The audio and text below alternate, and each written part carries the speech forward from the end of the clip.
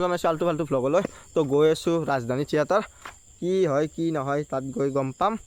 তো চাই থাকক আমাৰ লগত ভিডিঅ'টো এনেকৈ আহি পালোঁ থিয়েটাৰ ৰাজধানী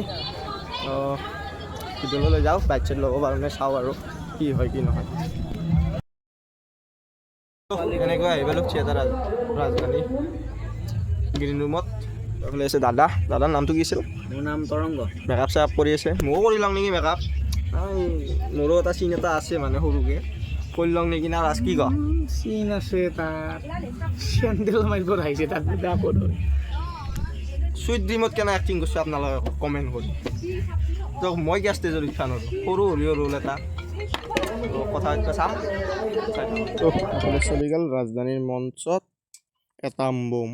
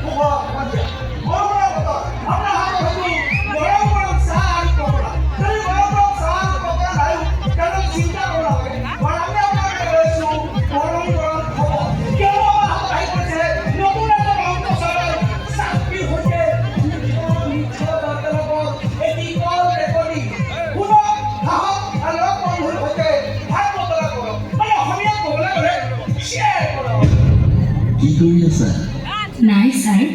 এনেই টেনশনত আছো টেনশন খাবলৈ কি আছে তোমাৰ স্যাৰ থাৰ্ড চেপ্টাৰৰ অংকখিনি মোৰ একদম মাথাত নহয় মই পৰীক্ষাত ফেইল কৰিম যেন লাগিছে আকৌ এইজনী কি তেনেকৈ কৈছা মই আছো নহয় মই থাকোঁতে তোমাক কেতিয়াও মই হাৰি থাকিবলৈ নিদিওঁ কিন্তু স্যাৰ মোৰ যে মাথাত একোৱেই নোসোমাই জানে কি চাৰ কৰি থাকা ক্লাছৰুমৰ কথা বেলেগ এইখিনি সময়ত তুমিতো মোক মানৱীয় ভূমিকা দিব পাৰা এইকেইদিন বহু ঘৰত নাই তুমি আহিবা মোৰ তাত মই তোমাক ঘৰতে শিকাই দিম মই মৰমকৈ তোমাক অংক শিকাম মাজে মাজে মই নিজ হাতে গৰম গৰুৰ গাখীৰ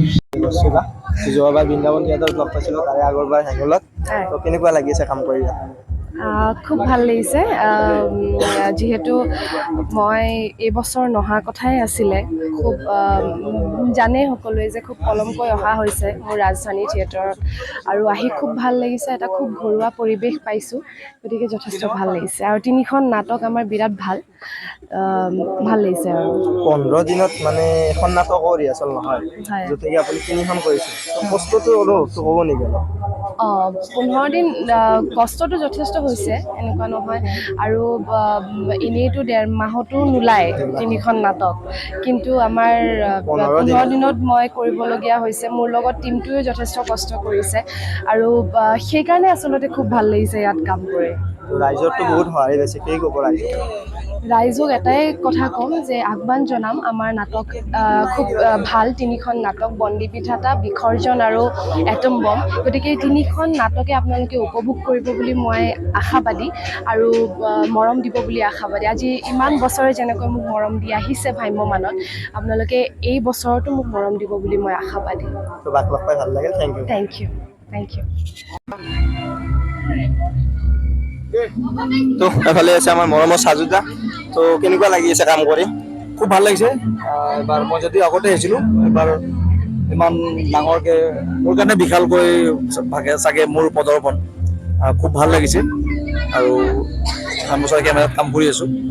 আহিছোঁ দৰ্শক ৰাইজে খুব মৰম দিছে দৰ্শক ৰাইজক ওচৰৰ পৰা দেখা পাইছোঁ ওচৰৰ পৰা লগ পাইছোঁ তেওঁলোকে আমাক লগ পাইছে খুব ভাল লাগিছে আৰু খুব ধুনীয়া এটা নতুন টেষ্ট আৰু ৰিয়েকশ্যনটো লগে লগে পাই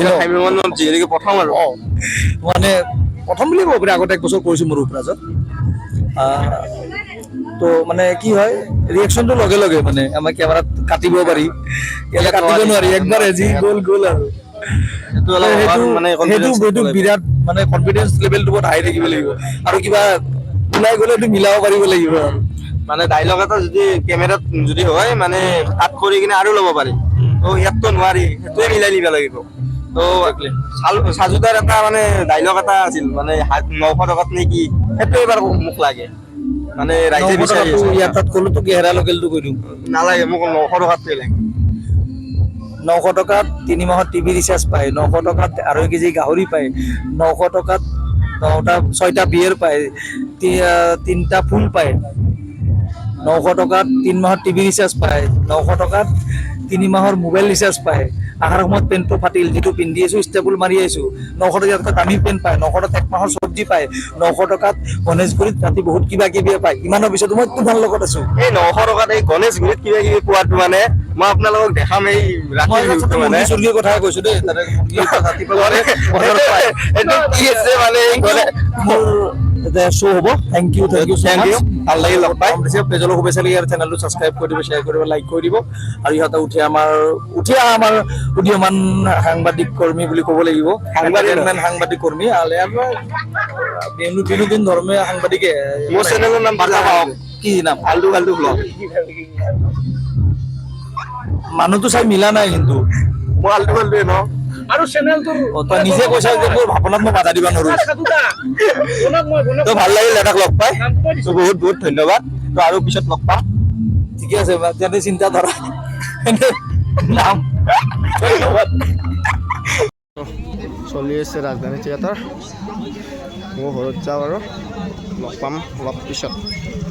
এনেকৈ ৰাজধানী থিয়েটাৰৰ পৰা ওলাই দিলোঁ তো এইফালে আছে আমাৰ ৰাজ দামৰা